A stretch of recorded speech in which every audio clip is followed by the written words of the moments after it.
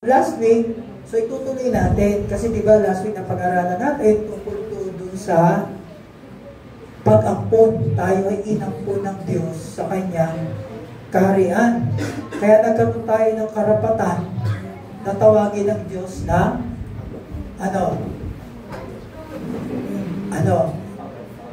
ng Abba, Father, o Tatay, o Daddy. Ayan, di ba? Daddy. Kaya, kumbaga, dahil sa tayo dati, ay iba tayo, iba ang pamilya natin dati. Tayo ay nasa pamilya ng Diablo. Kasi lahat tayo ay mamamatay. Di ba? Di ba? Napag-aralan natin last week, kaya tayo mamamatay dahil sa, saan? Diablo. Dahil sa? Diablo. Kaya tayo mamamatay dahil sa kasalanan. Diba? Pero, yun ay isang katotohanan. Pero meron pangalawang katotohanan. May ginawa ang Diyos para tayo ay maalis dyan. Ano yun? Ano yun? Ha? Ay, sa bago, tabutin tayo ng alauna. Dahil sa ginawa ng Panginoon sa krus ng Kalbaryo. So yun ang ginawang paraan ng Diyos Ama, para ang tao ay maligtas, mawala sa impyerno. Sino man maniwala sa tinapos na gawa ni Kristo sa krus at sa pamamagitan ng kanyang dugo ay nilinis tayo sa ating mga kasalanan. Sino man maniwala doon ay maliligtas. Wala nang gagawin. Maniniwala lang. Di mo na kailangan magpinitensya, di ba? Di mo na kailangan pumunta pa itong kani-kanino, pumunta ka sa isang kwarto, at sabihin mo na ito po nagawa kong kasalanan, ganyan-ganyan. Di mo na kailangan pumunta ng gano'n. Di mo na kailangan yung lumuhod sa asin. Diba? Kasi hindi mo na kailangan may iba pang gawin para ikaw ay maligtas. Ang gagawin mo lang, maniniwala ka lang doon sa tinapos na gawa ni Kristo sa krus. At sa pamamagitan ng kanyang dugo, tayo ay nilinis. No? So, start tayo. Tuloy na natin, ha? Sabi dyan, ang sabi, kabilang mga maling anyo ng Kristyanismo ay gustong gawing kombinasyon ng gawain ng Diyos ang kaligtasan at ang ating pananampalataya at mga gawa na may bahagi ang Diyos at may bahagi tayo. Yung sinasabi dyan, merong mga karamihan, no, na mga relihiyon ay maging yung sinasabi ding mga Kristiyano, maging sinasabi rin na sila ay born again. No? Yan ang kadalasan ng paniniwala na para ikaw ay maligtas, pinagsasama na may gagawin ang Diyos at meron ka rin gagawin.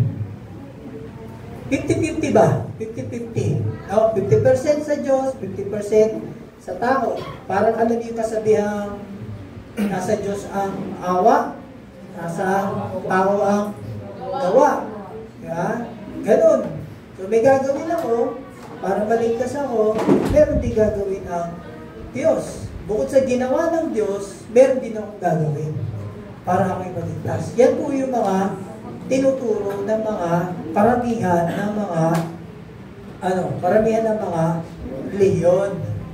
So yan ang nila, ang mindset nila na may gagawin ng Diyos, meron ka rin gagawin para makumpleto o maging 100% yung paligtasan mo. So yan, sabi dyan, Yan ang tumutukoy sa maling pananampalataya sa lahat ng ugat na relihiyon, na kahit papaano ay makakapag-ambag ka upang maligtas mula sa paghahatol sa pamamagitan ng iyong sariling gawa. Meron ka rin gagawin para meron ka rin ambag para pagdating mo sa langit, meron ka masasabi sa Diyos na, Lord, meron din akong ginawa, hindi lang ginawa ni Kristo, pati ako. Kaya lang, sa mga paliwanag natin ng mga nakaraang mga buwan na, o nakaraang 1 taon na tayo pinag-aaralan natin yan, kapag ka ikaw ay gumagawa para masigurado yung kaligtasan mo, pagdating mo sa langit, lahat tayo ay mayayabang. Kasi, makita-kita tayo na, uy, buti nandito ka, Nestor. Kasi, lagi ako nag-church. O, di ba? Sinabi naman na kay Ate Pinky, buti nandito ka, sis. Kasi umatid ako ng Bible study lagi, pagka Miyerkules Di ba? So, kanya-kanya tayo, meron tayong pagyayabang na kaya tayo nandito sa langit. Pero hindi yun ang ama. Diba? Kaya nga, diba, sabi lagi natin sinasabi, Ephesians chapter 2, 8 and 9, na tayo ay, dahil naman sa biyaya ng Diyos, tayo naligtas sa pamamagitan ng mananampalataya, hindi sa pamamagitan ng iyong mga gawa. Okay, so tuloy natin. Sige, basahin muna natin ito. Kasi binasa natin last week, 1 to 6. Ang pinag-aralan natin doon, yung verse 6, yung adoption, na dati tayo ay nasa pamilya ng Diablo. Nung nakilala natin si Kristo, naniwala tayo sa ginawa niya, tayo ay inangkin ng Diyos na mga anak na. Inampun niya tayo. So, ano tawag dito? Kaya tayo binigyan ng karapatan ng Diyos na tawagin siyang tatay. Kasi ang banal na espiritu ay napunta sa atin. Natanggap natin. Nung tinanggap natin ang nung naniwala tayo sa finished work of Christ, tayo ay nabaptismo na ng banal na espiritu. So automatic yun. Pag ikaw'y naniwala, ang Holy Spirit nasa ina. At ikaw ay tinataka na. Diba? Sabi sa Ephesians 1:13, tayo ay sinelyuhan na. So, hindi na pwedeng aalis. Nakagawa ka ng kasalanan. Aalis. Tapos, humingi ka tawad, babalik. Hindi po ganon. Nung Old Testament, ganon. Umaalis ang Holy Spirit, tapos bumabalik. No? Kung tatanungin niyo ako, saan dun yun? Mabigyan ko na isang halimbawa kay Saul, kay Haring Saul. Diba? Kapag nagtutugtog si David, nawawala yung diablo sa kanya, yung demonyo. No? At yung Holy Spirit ang pumapalit. Tapos pagka hindi siya tumugtog, nawawala yung... Kasi yan, masama na ginagawa ni Haring Saul. Naaalis ang Holy Spirit, napuposes ulit siya. So, isang example po yun. Pero dito, sa atin, sa Bagong Tipan, tinapos na dati Kristo yan. So, kapag ka ikaw ay naniwala sa ginawa ni Kristo sa krus, ano ba ginawa niya sa krus? Ano ginawa? Namatay, tapos lumangon, tapos hindi siya nagpunta ng monumento, ha? Ano nangyari? Pagkabangon, swimming, namasyal? Ay, nako. Ay, yung sumagot. Naintindihan mo yung pinag-aaralan natin? Masasagot kayo. Kasi, parang nalalaman ko naintindihan nyo, hindi. Kasi, pag di nyo naintindihan, ulitin ko ulit yan, wala na tayong Christmas party. Wala na. Kasi, hanggang mamaya na tayo. Papaliwanag ko ng papaliwanag. Diba? Baka mamaya, uulang ngayon. Diba? So, yun, no? Ang Holy Spirit, kung napunta sa atin, ay tayo ay sinelyuhan na. Sabihin, anak na kita. Period. Wala nang bawian. No? Wala nang laban, bawi, wala nang ganyan. So, automatic na. So, itutuloy natin, yung pinasa natin, pinag-aralan natin last week. Ito ang ibig kong sabihin. Habang bata pa ang tagapagmana, hindi siya nakakahigit sa isang alipin, kahit na siya ang may-ari ng lahat. Sa halip, siya ay nasa ilalim pa ng mga tagapangasiwa at mga katiwala hanggang sa panahong itinakda ng kanyang ama. Gayun naman, tayo noon ay nasa ilalim ng mga tuntuning umiiral sa sanlibutan ito hanggang sa tayo ay dumating sa gustong ulam. Ngunit nang sumapit ang tamang panahon, isinugo ng Diyos ang kanyang anak na isinilang ng isang babae at namuhay sa ilalim ng kautusan, upang palayain ang mga nasa ilalim ng kautusan. Sa gayon tayo'y may tuturing na anak ng Diyos. At dahil kayo'y mga anak ng Diyos, isinugo niya ang Espiritu ng kanyang anak sa ating mga puso na tumatawag sa Diyos ng Ama ko. Kaya yan yung pinag-aralan natin last week, na ang kautusan ang nagsilbing taga-disiplina natin. No? Nung hindi pa, wala pa si Jesus noon. Siya ang nagsilbing taga-disiplina natin, yung kautusan. Baga chaperone. Pero nung lumaki na tayo, namatay na si Jesus sa krus, nawala na lahat yun. So, si Jesus na. Kaya nung tayo ay born again, ang banal na Espiritu ay napunta sa atin, natanggap natin, at binigyan tayong karapatan na tumawag ng Ama ko, o Abba, Father. So, ito yung last week. Tuloy natin. Ginawa na kayo ng Diyos na mga anak at hindi na mga alipin. At kung ganun, kayo'y mga tagapagmana niya. Noong hindi pa ninyo nakikilala ang Diyos, kayo'y alipin ng mga bagay na hindi totoo mga Diyos. Ngunit ngayong nakilala na ninyo ang Diyos, o mas tamang sabihin, ngayon nakilala na kayo ng Diyos, bakit kayo bumabalik sa mga tuntuning walang bisa at walang halaga? Bakit gusto na naman ninyong paalipin sa mga ito? May itinatanging kayong mga araw, mga buwan, mga panahon, at mga taon. Nangangamba akong baka nasayang lamang ang pagpapagal ko sa inyo. So, pagdugtungan natin last week. So, natanggap na natin ng Holy Spirit, binigyan tayong karapatan tumawag sa Diyos ng Ama ko, o ginawa na daw tayong anak ng Diyos, at hindi na mga alipin. So, tayo daw ay tagapagmana, heir, tagapagmana, yan po ang Tagalog niyan. So, hindi pa tayo nakikilala, di pa nyo nakikilala ang Diyos, tayo ay alipin sa mga bagay na hindi totoong mga Diyos. Diba? Mga Diyos-Diyusan, mga kung ano-anong mga practices, ano-anong mga tradisyon, yung ginagawa natin. Tapos, nakilala daw natin ng Diyos, o mas tama daw sabihin, nakilala na tayo ng Diyos, nakilala na kayo ng Diyos. O bakit daw, sabi ni Pablo dito, nung nakilala nyo na ang Diyos, bakit ngayon, o nakilala na kayo ng Diyos, bakit ngayon, bumabalik pa kayo sa dati yung tradisyon, bumabalik pa kayo sa dati yung buhay, dati yung paniniwala. Yan ang sinasabi ni Pablo. Bakit? Mas gusto nyo ba yung buhay nyo noon kaysa yung buhay nyo ngayon? Yun yung ibig niya sabihin dito. Kaya sabi niya dyan, natatakot ako ngayon, parang nag-aalala ako ngayon na yung mga tinuro ko sa inyo, parang baka mabaliwala lang. Yun ang ibig sabihin niya dito sa mula verse 7 hanggang verse 11. Yan ang ibig niya sabihin. Na mula nung natanggap niyo ang Diyos, bakit bumabalik pa kayo doon sa mga dati yung gawain? Nakakatakot naman ako, nag-aalala ako kasi baka mamaya, mabaliwala lahat ng mga naturo ko sa inyo. So, yung binasa natin mula 1 hanggang verse 11, ano sabi doon? Ano sabi? Ang tema ng salita ng Diyos dito ay adoption. Adoption, yung pag-ampon. No? Wala na ibang may isip na ng adoption kundi pag-ampon.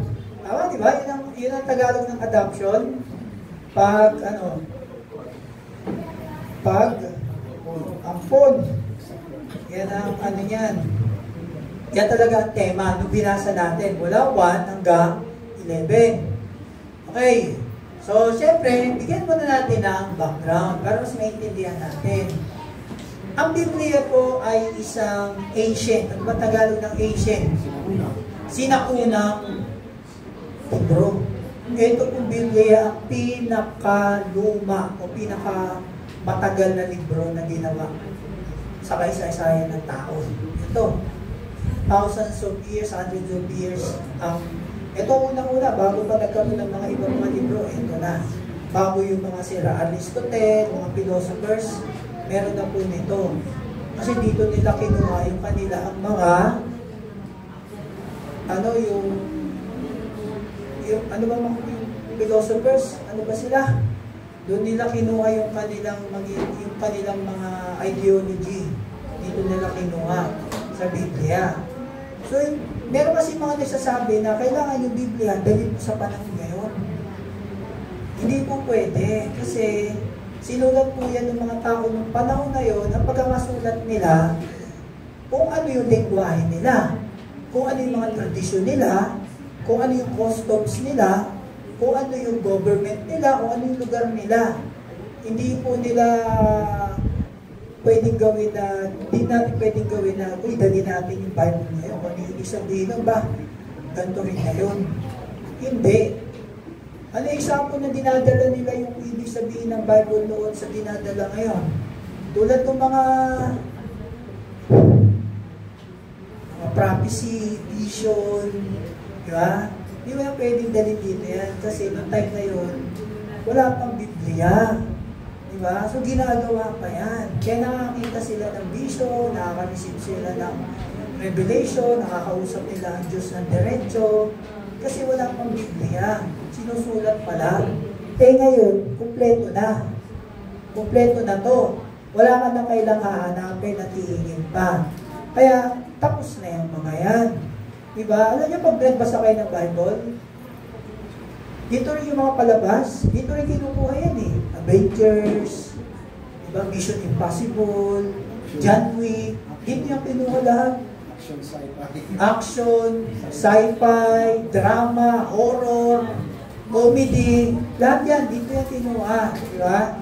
Kaya nga encourage yung mga kapatid na talagang basahin natin ang salita ng Diyos. Biblia, kasi salita niya yan eh. So yan, hindi natin pwedeng dalhin ang Biblia sa panahon ngayon. Kinakailangan tayo ang pumunta sa panahon dati. Alam niyo si Superbook? Sino alam niyo na nanonood nun? Superbook.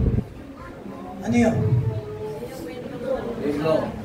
Oo, libro. Na? Para sa bata. Anong ginagawa nun? Time travel. Di ba? Ang ginagawa nun, kasi ngayon 3D na ata yung Superbook ngayon, 3D na, no? Dati kasi, ano pa yan eh, 2D pa yung cartoon nun. Pagbukas nila yung libro, iilaw yun. Tapos pagdilat nila, nandun na sila. Sa panahon na yun. Ganun dapat ang pag-aaral natin ng Biblia. Tayo ang pupunta sa panahon na yun. Para maintindihan natin, ano ba sinasabi nung nagsulat? Ano ibig niya sabihin dito? Tulad niya salitang adoption, yung pag-aampon, no? Noong panahon na yun, mga kapatid, ibang ibig sabihin na salitang adoption, sinusulat ni Paul yan. Kasi panahon niya yun. Alam niya na kapag sinulat niya yung salitang adoption o pag-ampon, maiintindihan ng mga taga-Galacia. Kasi sa panahon nila, ito ang ibig sabihin ng adoption. No? So, i-compare natin. Sabi na dyan, iba ang panahon ng adoption ng araw sa panahon natin ngayon. Ano ba yun? Iba kasi pagkakagawa is like that. Kaya, mamaya ko na napakita. Kasi lahat nandun eh. Makita nyo eh. No?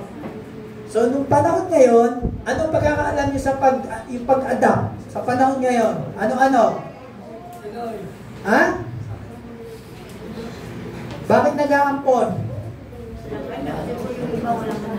Walang anak. Walang anak. Ano pa? Bakit nag-aampon? Walang anak kasi nga walang capability na magkaroon ng anak. Ano pa?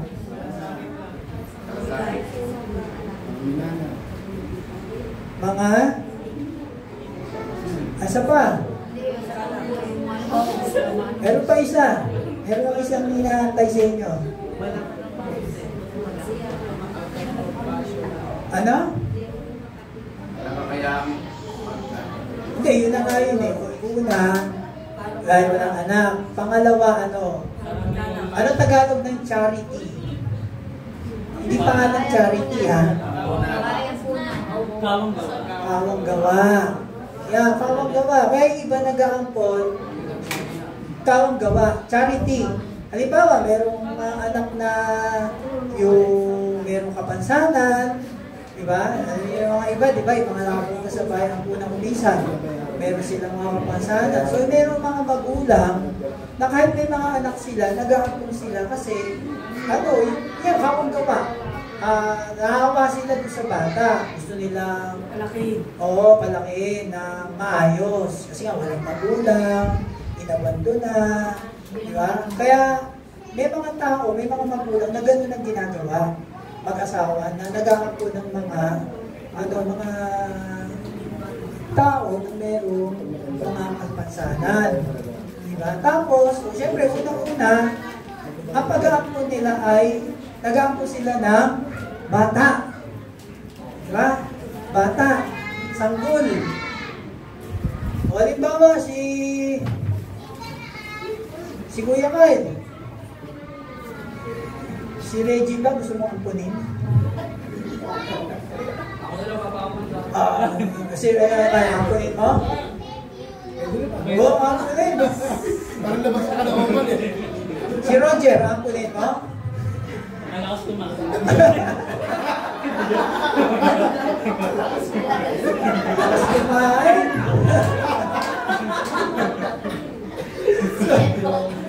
Ano ba yan?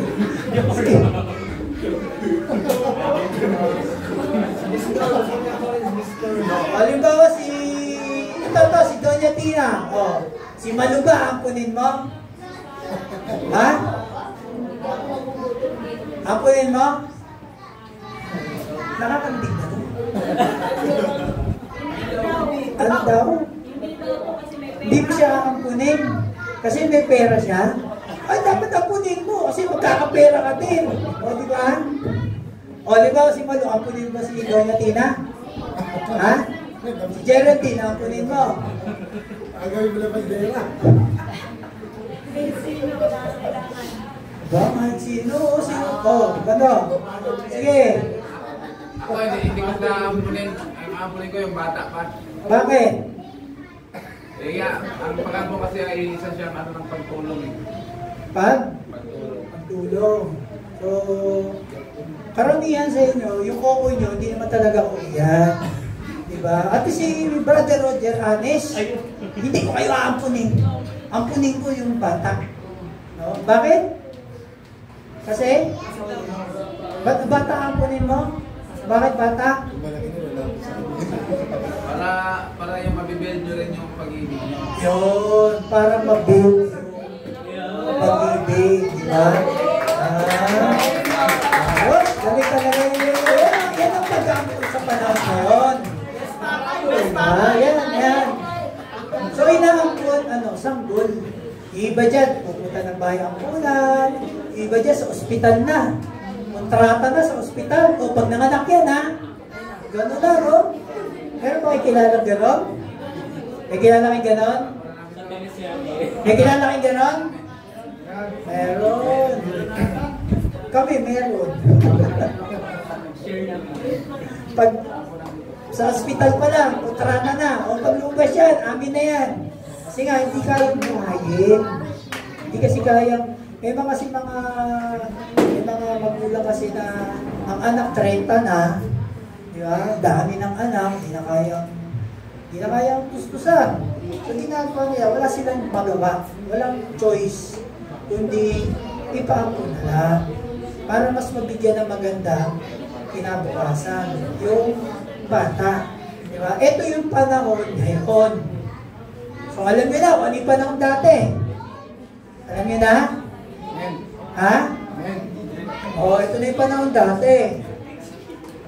Noong panahon ng Greco-Roman, ang pag-aampon, una, wala yan sa kautusan ni Moises. Wala.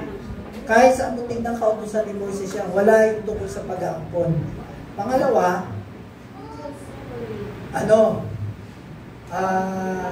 mga lalaki lang ang inaampon. Kadalasan. Bihira yung babae. Kadalasan, talaga, lalaki ang inaampon. Pangalawa, ayan o, ang pag-aampon nila, 20 hanggang 30 anyos, matanda na. Bakit? Kasi kaya sila nag-aampon, una, yung mga walang anak, kaya sila nag-aampon. Pero ang inaampon nila, mga malalaki na. Kasi, pangalawa, para kung meron silang mga magulang na matatanda na, yun ang mag-aalaga. Diba? Pangalawa, sa atin, sabi ni Brother Roger, ang pag-aampon ngayon, bata, sanggol, para ma-build mo yung karakter. Sila, gusto nila matanda na kasi build na yung karakter. Nakita na nila, alam na nila kung, ito may potential itong maging leader. May potential itong maging ganito, ganyan. Alam na nila. Kaysa pagbata pa, hindi nila alam, baka mamaya lumaki ito, problema lang, sakit sa ulo lang. Kasi hindi pa naipita eh. Pag matanda na kasi, na-build na yung karakter niya. Naintindihan nyo? Kaya dati, matanda ang inaampon nila kasi alam na nila kung ano yung tao, yung bata, yung inaampon nila. O pangalawa, ito pa, ang mga nag-aampon na nung araw, yung mga mahiyamang pamilya. Kahit na meron silang mga anak na lalaki, nag-aampon pa rin sila. Bakit? Kasi, ang pag-aampon po noong panahon na yon, kaya sila nag-aampon para gawing tagapamahala. Tagapamahala ng negosyo, tagapamahala ng sambayan, sa bahay nila, tagapamahala ng o ano-ano. No? Ano? Ano? Daw? So, tagapamahala ng, yun siya yung parang manager. Yan. Bakit? May mga anak naman lalaki, bakit kailangan pa mag-ampon? Kasi nga, kung pasawa yung anak, na tunay na anak, mag-aampon sila. Diba? Kung etong gawin ko manager, kung bawa si Kuya Jess, no? Yung magkakapatid sila, ng tatlo. Tapos si Kuya Jess yung napili ko na gawin niya. Siya na yung maging manager, siya na mamahala lahat. Siya pala yung panganay na anak doon sa prodigal son. Ay yung batang anak, winagdas lahat, winagdas, diba? Wala na. Nalugi na yung pamilya. So, ganun ang ginagawa ng araw. At saka mga kapatid, kahit na may mga anak, sila pa rin ay nag-aampon. Tagapamahala, tagapagmana ng mga ari-arian ng pamilya. Kasi, kung tutuusin, ang tatay, panahon na yun, meron siyang power. Na, pag sarili niyang anak, pwede niyang itakwil. Pero yung sariling anak, itatakwil. Pwede niyang ipapatay yung sarili niyang anak. Yun yung kayang gawin ng tatay. Na pag ayaw mo dyan, ayaw mo maging tagapagmana yan. O kaya lumayas ka na rito, hindi na kita anak. Pwede niyang gawin yun sa tunay niyang anak. Pero sa pag-ampon niya, pag ikaw nag-ampon, hindi mo pwedeng gawin yun. Kasi ang pag-aampon sa kanila ay sagrado. Ang pag-aampon ng panahon na yon, kinakailangan meron kang hearing.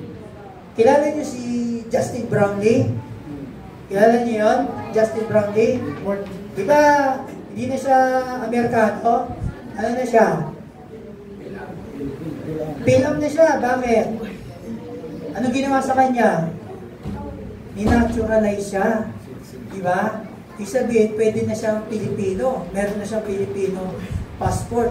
Nung ni-naturalize siya, ginawa siyang naturalized citizen, anong ginawa sa kanya? Ano nangyari? Ha? Yumaman. Dumahin siya sa Senado. Di ba? May hearing. Dito, ganun din. Kapag ikaw ay nag-ampon, panahon na yun, pag nag-aampon ng mga mayayaman, dinadaan niya sa hearing. umaharap yan sa Senado. Kasi, ano yan, sagrado sa kanila yan. Tapos celebration, parang yung mga kinakasal. Ganon sila mag-celebrate ng pag-ampon. Talagang i-grande yung celebration. Public. Pinapaalam nila. Ito, inampong mo to. So, si Kuya Jess, inampong mo to. Para malaman nyo, dito na yan sa pamilya ko. Ganon. Hindi ka tulad ngayon, di ba? Pag nag-ampon ka, matanda na yung bata, di ko masabi-sabi na kung sino talaga siya. Baka mamaya, layasan ka. Baka mamaya, mayaman ka, patayin ka na lang. Diba? Hindi mo alam eh. Pero ito, ina-announce sila sa lahat. Na ito, inampo namin itong taong to. Ganon. Ayan o, hindi ito sikreto. Kaya tapos isa pa, kailangan may 7 witness. May witness. Kasi, baka mamaya, sabihin ng mga ibang tunay na anak, ay, teka, bakit ikaw ang nilagpasan kami? Kami ang tunay na anak, ba't ikaw ang So, meron witness, may katibayan. Ito, witness, ito, ako na tagapagmana ng nyo. Sila rin naman, tagapagmana, pero mas nakakataas yung, yung ampon. No? Mas nakakataas yan. So, ano ba yung ibig sabihin ng adoption? So, nakaraan, di ba? Hindi na natin. Ano dyan? Sabi dyan? Ang kondisyon ng isang anak na lalaki pinili at ibinigay sa isang ama at pamilya na hindi niya likas na kinabibilangan upang formal at legal na ideklara ang isang anak na lalaki na hindi isang anak sa kapanganakan ngunit isang anak sa pamamagitan ng pagpili na nagbibigay sa kanya ng kompletong karapatan at mana. Yung adoption, panahon na yon, yan ang ibig sabihin. Yan ang ibig sabihin dyan. Siguro naman, naiintindihan yun, maging formal at legal na ideklara ang isang anak na lalaki sa lahat na na ito, hindi namin tutunay na anak, pero dahil sa pag-ampo namin, siya magiging mana, di ba? Tagapagmana at may karapatan at lahat. Although may karapatan din naman yung mga tunay na anak, pero siya nga yung pinaka-nangangasiwa lahat. Diba? Halimbawa, yung anak na tunay na kailangan ng pera, ay di basta-basta siya mag-withdraw. Kailangan sabihin niya muna dito sa anak na inampon na pwede ba akong makapag-withdraw? Ganyan. Magpapaalam. Paano kung ayaw niya? Ayaw, wala akong magagawa. Diba? So, nasa kanya yung karapatan. Masarap, no? Sarap maging ampon nun, no?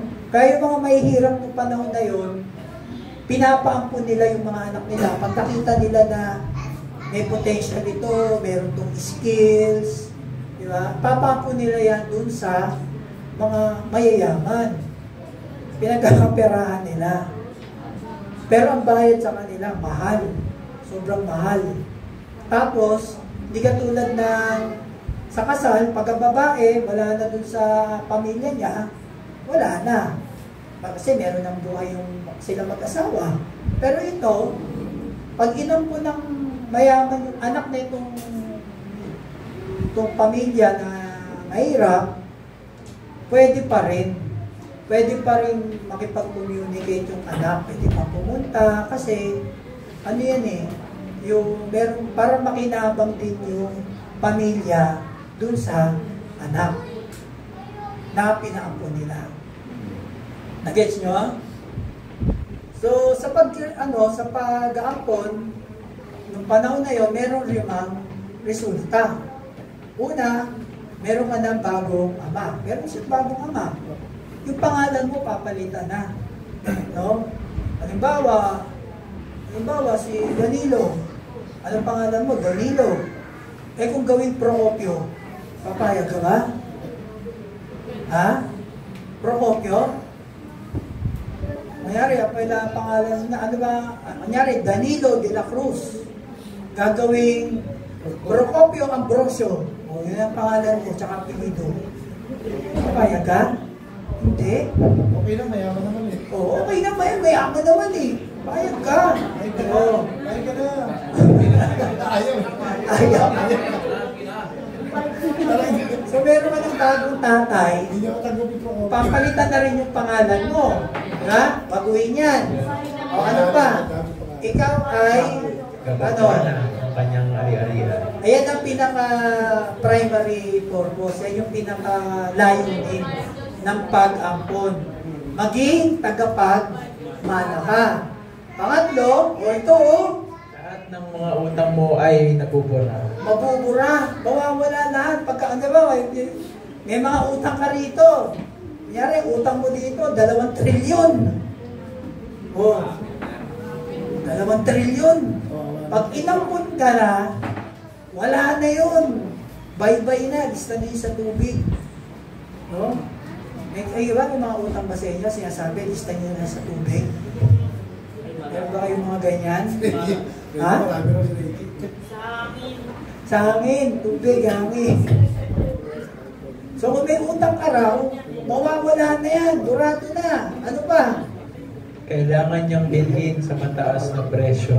Kaya kanina nga sabi ko nga, kaya binibenta nila yung mga anak nila na may potential na maging leader, maganda yung skill. Kasi nga, pag binenta nila yan, mahal. Pagkakapirahan nila yan. Di ba? Pagkakakitaan nila. Pangatlo, Hindi ka maaaring itakwil kapag ikaw ang isang ampon or inampon na. di ka na matatakwil. Yung sinabi ko kanina, yung mga anak, pwedeng itakwil yan, pwedeng ipapatay, pwedeng lahat gawin dyan. Pero pag ikaw ay inampon, hindi na pwedeng gawin sa yan. Hindi ka pwedeng itakwil. Ngayon, inampon. Tapos pangit pala ugali. Ilang taon na, pumangit ugali.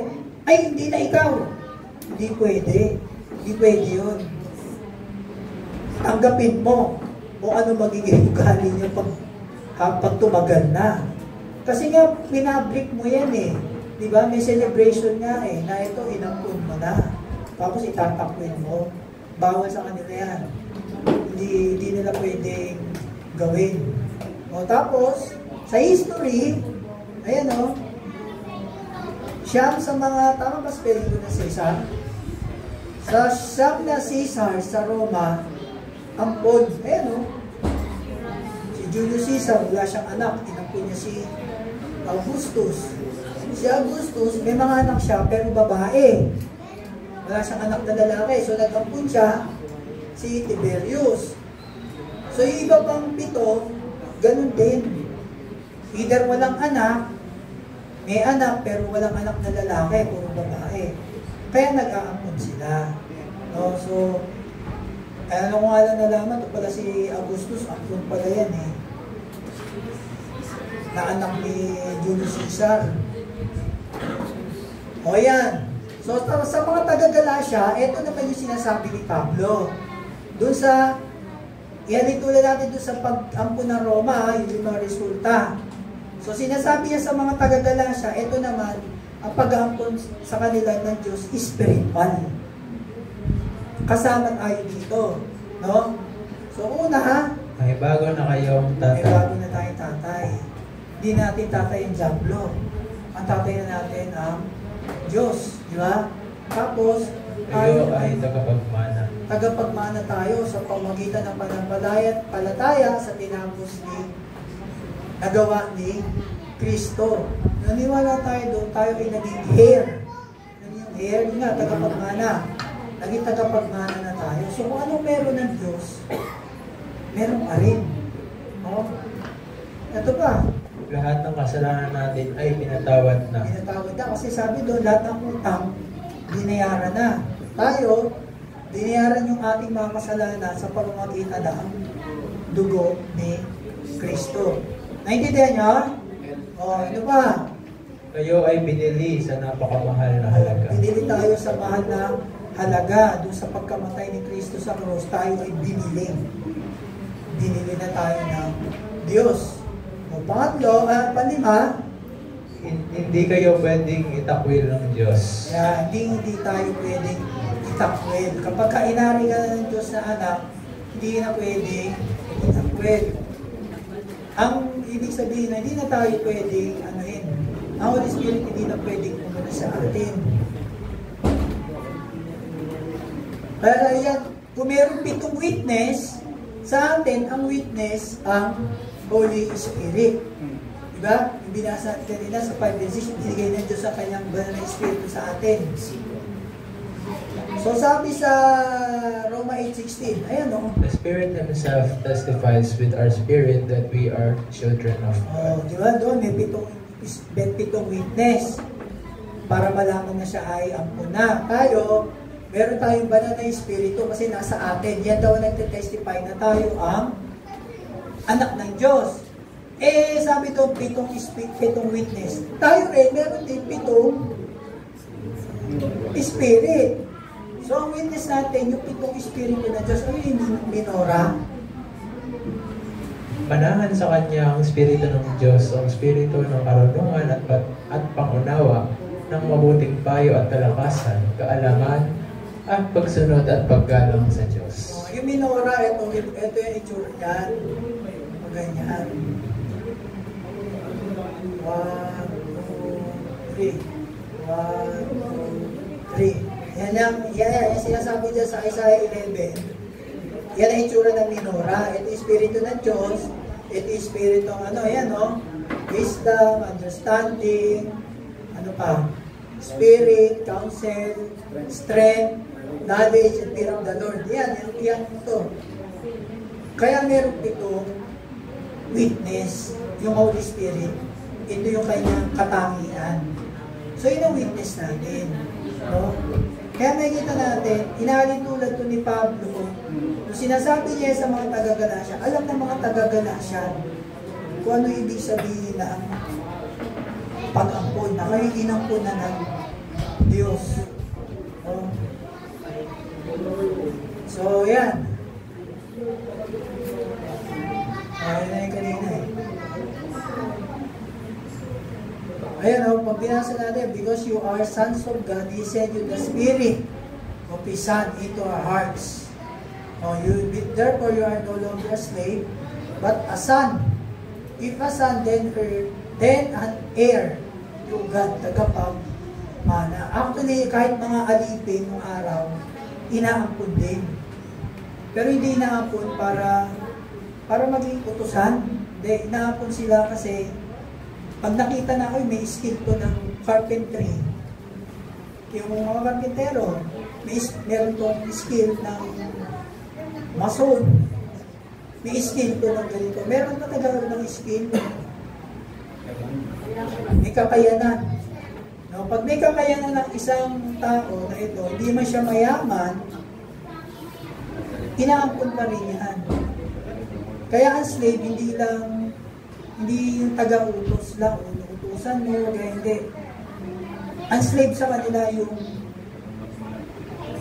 ginagawa mo siyang slave para siya mag-maintain ng bahay mo, siya mag-maintain nito, pero na ginagawa, may skills.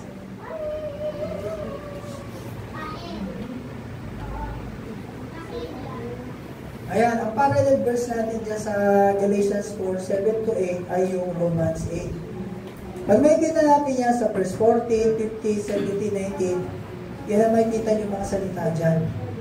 Katunayan na tayo ay anak na ng Diyos, tayo ay tagapagmana.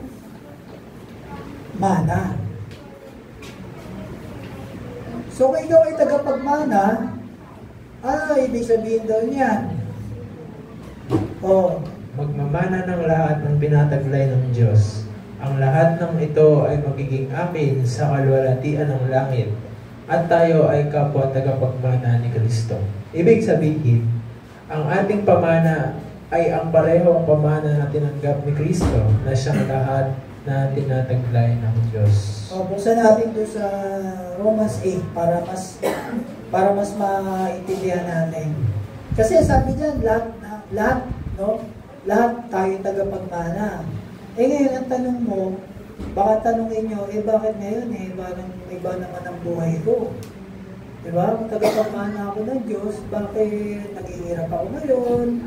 Bakit meron ako sakit ngayon? Diba? Bakit kahit isang tuka lang ang pagkain ko sa bahay, pamilya ko, mga anak ko, walang trabaho. Paano ko magiging ari? Paano magiging ako yung tagapagmana? Kung dito sa lupa, mahirap na hirap ako. Diba? Ano yun na? Romans 8? Roma 8. Mula 15. Kasi mga kapatid, meron tinatawag na, hindi ko alam sa Tagalog na ito eh. Basta Tagalog na ito.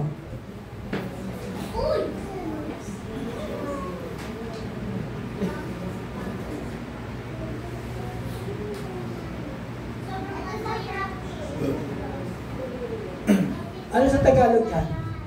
Fully realize. Ang ibig sabihin yan, sa paliwanag ko sa Tagalog. Ano? Actually, sa ano na yan, hindi pa kumpleto. Hindi pa ganap. Pag sinabing ganap, kumpleto na yun, di ba? Ganap. Papaliwanag yan natin dito. Saan ano sabi dyan? Sapagkat hindi ibinigay sa inyo ng Diyos ang Espiritu upang kayo'y gawing mga alipig na bumuhay sa takot. Sa halip, ibinigay sa inyo ang Espiritu upang kayo'y gawing mga anak ng Diyos. Anak ng Diyos, ano ba? Kaya nakatatawag tayo sa Kanya ng ama-ama ko. Piniluwag na natin yan, no? Pinagkaiba niya sa pinagkaiba dun sa verse 6, dun sa Galatians. Ito, tayo ang tumatawag dyan. Dun sa verse 6, ang banal na Espiritu ang gumagawa sa atin para tayo tumawag na ama ko. Okay ba yun, ha? Ano pa? Sige, sunod. Ang Espiritu ang nagpapatotoo kasama ng ating Espiritu na tayo yung mga anak ng Diyos. Kaya ulit, anak ng Diyos. Yun yung binasa natin kanina. Yun yung witness natin, ang Holy Spirit. Isa ba? At yamang mga anak, tayo yung mga tagapagmana ng Diyos at kasamang tagapagmana ni Kristo. Sapagkat kung tayo kasama niya sa pagtitiis, tayo yung mga kasama niya sa kanyang kaluwalhatian. Diba? Ano pa? Para sa amin, ang mga pagtitiis natin sa kasalukuyan ay hindi maihahambing sa kaluwalhatiang maihahayag sa ating balang araw. Yun, nasagot sa tanong ko kanina. No? Balik mo doon sa 17. Kaya himayin natin, mga kapatid, para mas maintindihan natin. Yamang kayo mga anak ng Diyos, tagapagmana. No? At kasama tagapagmana ni Kristo. Sagot nga, yung mga tagapagmana, ibang dito, parang hirap na hirap ang buhay ko.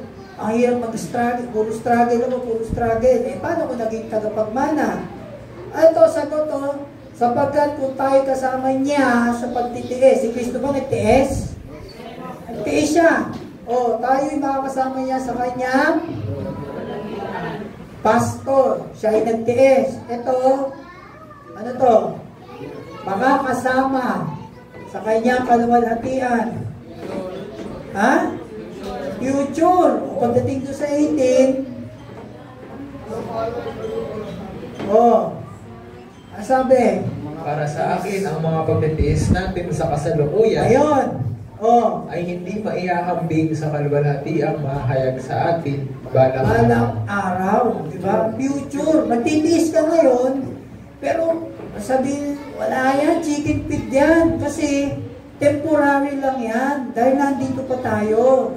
No? Kailan magiging ganap yan? Kailan magiging ganap yung pagiging tagapagmana natin? Sa araw ng kaluwalhatian na. Pag tayo, nagkaroon na tayo ng glorified body. Ito yung sinasabi ko, fully realize. Ganap. Kasi ngayon, hindi pa ganap yan. Pinagaling ka na ng Diyos sa sakit, di ba? Pero, kasi meron salita na meron siya sabi na forever ka nang pinagaling ng Diyos. Totoo yun. Tayo pinagalingan ng Diyos. Pero muna, tayo pinagaling ng Diyos sa ating mga kasalanan. Spiritual. Physical, hindi. Kasi, naririto pa tayo. Di ba? Nagkakasakit tayo dahil sa kasalanan. Dahil yung ating katawan ay makasalanan pa rin. Di ba? Kaya nga kung naituro na sa inyo yung Bible study nyo, itong week na to, tayo na dito pa sa katawan, kinakailangan pa rin natin humingi ng magpatawad kasi nagkakasala pa yung ating katawan. Humingi tayo ng tawad kasi sa pagkakasala ng katawan natin, hindi sa pagkakasala ng ating espiritu. Kasi ang espiritu natin, wala na yan. Wala na kasalanan yan. Pinatawad na yan. So ito yung sagot, no? Na kailangan natin magtiis. Kasi hindi ito temporal, hindi ito permanent. No? Merong katuruan na sinasabi doon, your best life now. Sabi doon ni Joel Osteen. Your best life now. Ayun daw, yung best life mo. Mga kapatid, kapag naniniwala ka doon, kasi nga sabi doon, your best life now. Ito dapat magkaroon ka ng ganito, mag-bless ka, magkaroon ka ng ganito, bahay, kotse, lupa, lahat. Kasi ano yan, ngayon ka i-bless na doon. Ano mga kapatid, kapag gano'n ang mindset mo, at kapag gano'n ang paniniwala mo, your best life now, sa impyerno ka mapupunta. Kasi puro baka mundo lang yan lahat, material. Diba? Ang best life natin mga kapatid sa langit. Pag nagkaroon na tayo ng glorified body. Kaya natanong daw, bakit nga nagkakasakit? Ba't tayo nagkakasakit? Kasi nga, i-explain ko na, di ba? Kaya nga ano sabi dun sa verse 26? Sige, muna 19. Ayan. Sapagkat nananabik ang sangnilikha na ihayag ng Diyos ang kanyang mga anak. Sige, sabi pa. Nabigo ang sangnilikha hindi dahil sa kagustuhan nito, kundi dahil sa itinulot iyon ng Diyos. Gayunman, nagbigay rin siya ng pag-asa. Yan mo na doon sa 26. Gayon din naman, tinutulungan tayo ng Espiritu sa ating kahinaan. Hindi tayo marunong manalangin ng gusto, kaya't ang Espiritu ang dumaraing para sa atin sa paraang di natin kayang samilin. Diba? At ang Diyos na siyang nakakasaliksik sa puso ng tao, ang siyang nakakaalam kung ano ang kalooban ng Espiritu, sapagkat ang Espiritu ang namamagitan para sa mga hinirang ayon sa kalooban ng Diyos. Diba? Alam nating sa lahat ng bagay ay gumagawa ang Diyos para sa ikabubuti ng mga nagmamahal sa Kanya. Silang mga tinawag ayon sa Kanyang layunin. So kahit na nararanasan mo sa buhay, medyo nahihirapan ka rin kung mamuhay ngayon, di ba? Dami kang challenges. Tandaan mo yan. All things, work together for good. Lahat yan ay may layunin ang Diyos. Kasi wala yung naihahambing. Yung nararanasan mo ngayon, temporary yan, matatapos yan. Hindi ko lang kung nasa verse 23 yun eh. Ano ba yung verse 23? Kaya tayo nagkakasakit. Nasa verse 23 ata yun eh. At hindi lamang ito, kundi tayong mga tumanggap na ng Espiritu bilang unang kaloob ng Diyos ay dumaraing din habang hinihintay natin ang pagpapahayag ng ating pagiging mga anak ng Diyos at ang paglaya ng ating mga katawan. Ayan, yung English. Ayan, dumaraing. Diba? Dumaraing din. And not only this, but also we ourselves having the first fruits of the Spirit, even when we ourselves groan within ourselves, waiting eagerly for our adoptions as son, the redemption of our body. Kaya sabihin, yung pinagpagpapagaling ng Panginoon sa atin, hindi pa ganap. Yung espiritu mo magaling na, pero yung katawan mo, hindi pa. Kasi nga, ano inaantay mo? Redemption. Yung pagkakaroon natin ng glorified body. No? Kaya yung salitang forever ka na pinagaling, dapat yun hinihimay para mas maintindihan natin. Di ba? So yan, kaya ka naghihirap ngayon, kaya hindi ka baka, yung marami kang challenges sa buhay, in short. Yan ang dahilan. No? Although nandito pa tayo, pero habang inaantay natin yan, makakamit natin yan. Okay, doon na tayo dun sa verse 8 na to 10. Ano, mabilis na.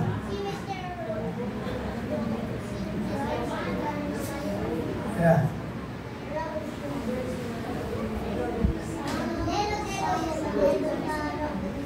Ayan, oh. Oh, ang pinaka-purpose na daw ng pag-ampon ay yung inheritance. Kaya kasi sabi natin kanina, o lahat daw nasa atin na daw sa pamamagitan ng pananampalataya natin kay Kristo. Wala.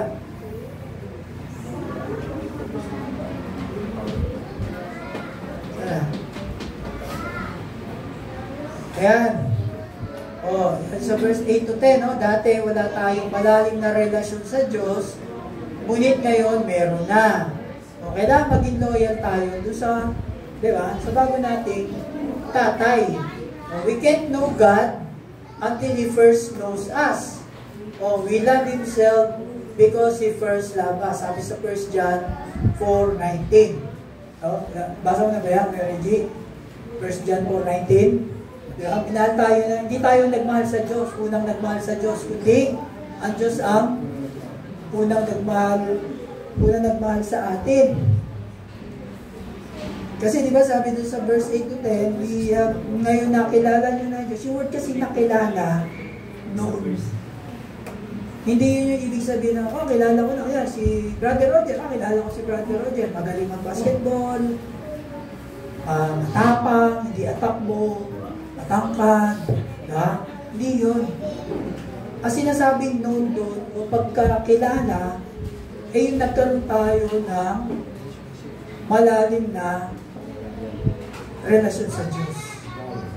Yun ang ibig sabihin nun. Asa na, ayaw.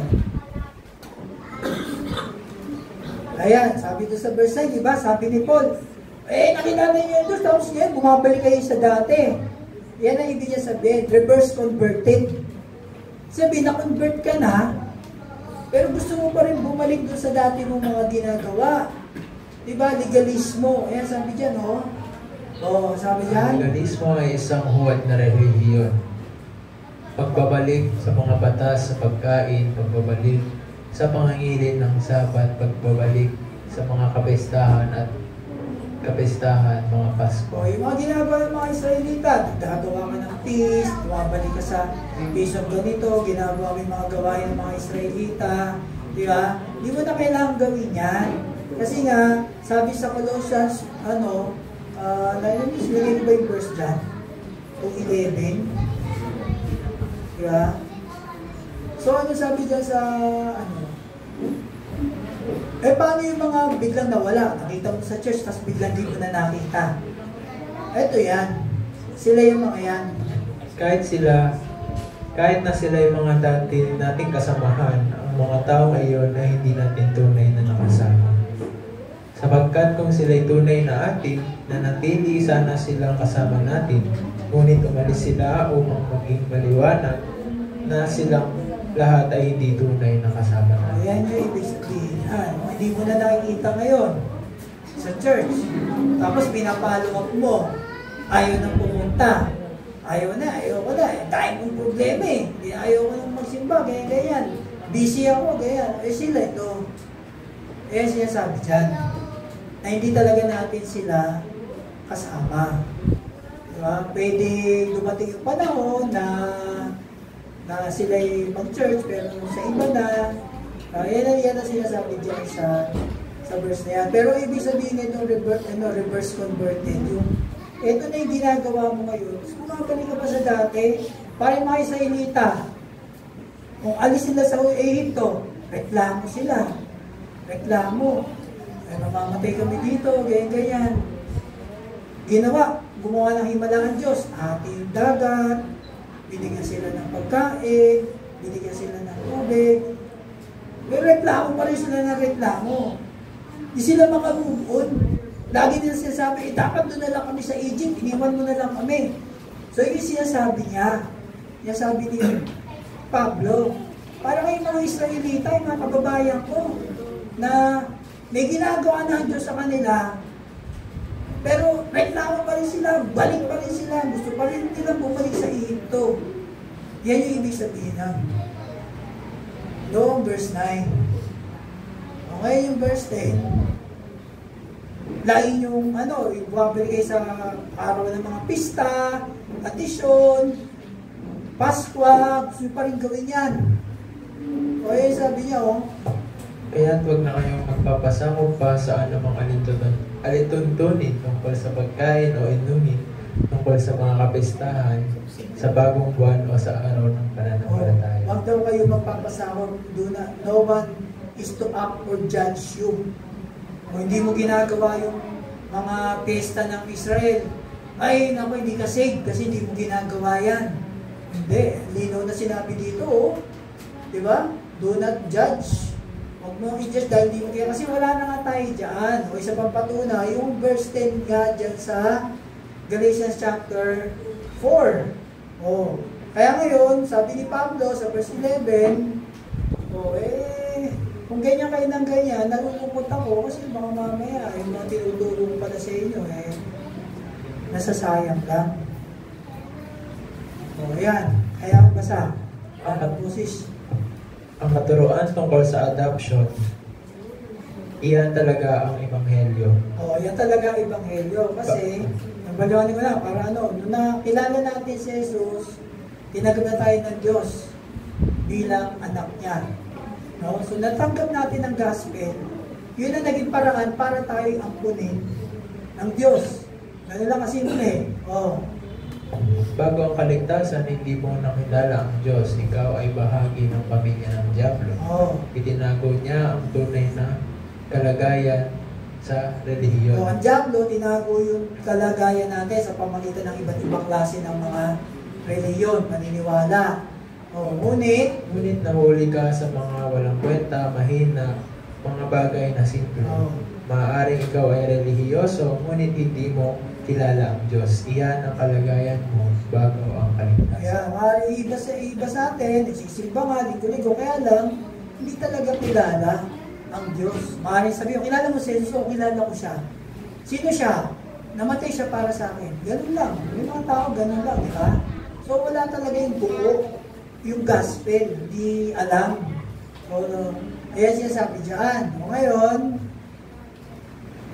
sa kaligtasan, ang Diyos na pumili sa iyo bago ang pagkakatatag ng sanlibutan ay itinalaga ka upang katulad ng larawan ng kanyang anak na kumilos sa iyong buhay sa pamamagitan ng kanyang pag-ibig at biyaya. Kilala ka niya. Inanib niya ang kanyang sarili sa iyo sa pag-ibig at ginising ang iyong puso at tumugon ka sa pamamagitan ng pagsali ng iyong sarili sa kanya. Siya ay tumating sa iyo at ikaw ay lumapit sa kanya. Kilala ka niya at kilala mo siya. Minahal ka niya at minahal mo siya bilang kapalit. At ngayon, pagkatapos ng kaligtasan, hinihintay mo ang paglalahad ng iyong mana. Ito ang ebanghelyo. Tungkol ito sa inihanda ng Diyos para sa mga nagmamahal sa Kanya. So, ayan At ngayon, pagkatapos ng kaligtasan, hinihintay mo ang paglalahad ng iyong mana. Diba? So ngayon, maaaring ito nararanasan mo sa buhay, pero antayin natin kasi meron tayong mana dahil ikaw o tayo ay tagapag-mana. Ito yung sinasabi, magiging ganap lahat yan pagka tayo ay nasa langit na. Diba? Kaya yung sinasabi dito, siya ay dumating sa iyo at ikaw ay lumapit sa kanya. Kilala ka niya at kilala mo siya. Diba? Yung iba kasi nagsasabi na natagpuan ko ng Diyos. Natagpuan ko ang Diyos pagka nagtitestify. Natagpuan ko ang Diyos. Mali. Ikaw ang natagpuan ng Diyos. Kasi ikaw ang nawawala. Ikaw ang naliligaw. Last. Nakahaba. Hindi ito tungkol sa kayamanan sa mundong ito. Sa katunayan, ang mundong ito ay puno ng pagdurusa. Kaya tandaan nyo puno ng pagdurusa. Kahit ang mga apostol ay alam iyon. Ito ang ebanghelyo. Hindi mo kilala ang Diyos. Ikaw ay nasa mahina at walang kwentang relihiyon. Ikaw ay nasa pagkaalipin sa batas at kasalanan. Ikaw ay walang pag-asa, walang magawa, bulag, ignorante. At pagkatapos ay nais ng Diyos na magkaroon ng isang relasyon, isang matalik na relasyon sa iyo, at gayon ay itinakda niya ang kanyang pagmamahal sa iyo. At sa pamamagitan ng kapangyarihan ng Espiritu, sa pamamagitan ng pangangaral at pakikinig ng Ebanghelyo, siya ay nagtatag ng isang relasyon sa iyo at ikaw sa kanya. Kilala ka niya, kilala mo siya. Mahal ka niya, mahal mo siya. Ikaw ay pinalaya mula sa pagkaalipin. Ang lahat ay sa pamamagitan ng pananampalataya kay Kristo lamang at wala nang iba pa. Ngayon, ikaw ay isang ampon na naghihintay para sa buong mana na nakalaan para sa iyo sa lahat. Okay. Ngayon, ikaw ay isang ampon na naghihintay para sa buong mana na nakalaan para sa atin. Diba? So, ito ay isang encouragement sa atin mga kapatid, na kahit na tayo ay nakakaranas dito sa mundo ng mga sa kabila, ng pagdurusa, asahan natin, hintayin natin, buong mana. Ito yung sinasabi, fully realize, para maging ganap na lahat yan. Kaya okay lang na mag-iis ka nito. Okay lang na magkaroon ng problema. Kasi nga sabi ko sa Romans 8:28, gumagawa ng Diyos ang mabuti. Diba? So, bakit yung naranasan yan? Maaring may gustong ituro sa atin ng Diyos. Diba? Turuan tayo magtiwala. Diba? Hirap naman talaga magtiwala kapag nakikita mo Diba? Na ganito ang kalagayan mo. Pero sabi nga ni Pablo, diba? 2 Corinthians 5:7, we walk by faith, not by sight. Hindi madali. Kahit ako, hindi madali. Lalo na, operahan ako. Hindi madaling gawin yun. Pero dahil nga sa biyaya ng Diyos, dahil sa grace niya, dahil doon sa pagkakaalam mo kung ano yung ginawa ni Christ sa cross, yun ang magsisilbing gasolina natin para tayo ay magpatuloy pa rin ang paglakad dito sa mundo na kahit na ikaw ay naghihirap. Kasi balang araw, makukuha mo yan matatanggap mo yung buong mana. Tayo po tayo.